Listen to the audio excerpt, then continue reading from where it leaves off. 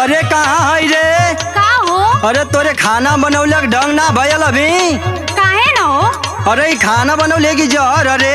ई का कहत बा हो? अरे ले सुन आई। सुनावा।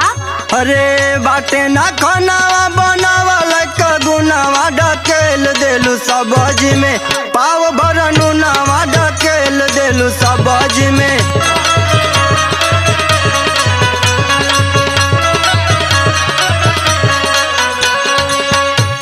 ई का कहत बा हो? तनी हमरो सुना। सुनाओ सुनाओ। करे का झगड़ा तू खोजेला बहनावा त पय खाली धरेला, एहो सजनावा तू पय खाली धरेला।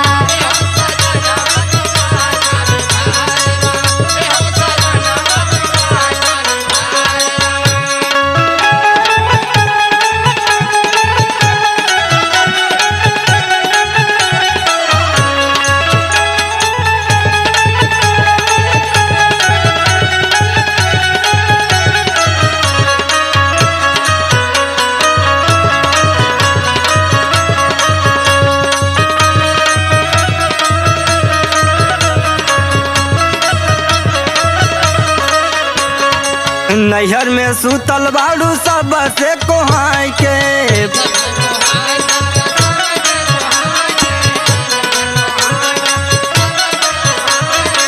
बाड़ू चलावत लोला ससुरा में आई के।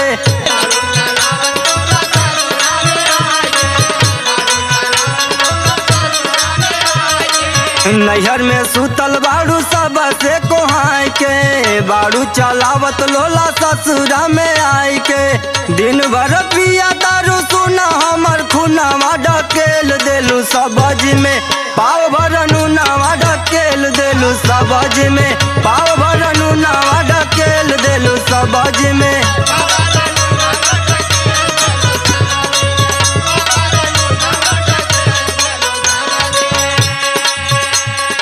तनी हमारियो बात सुना। हाँ सुना लेता हूँ, अपन सुनाओ। सुनेला बात तुम तरिया बहिन के,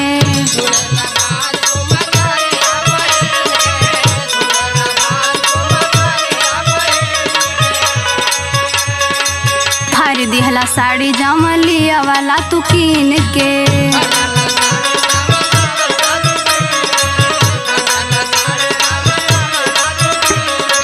सुनेला बात तुम तरिया बहिन के, फाड़ दिहला साड़ी जमलिया वाला तू कीन के।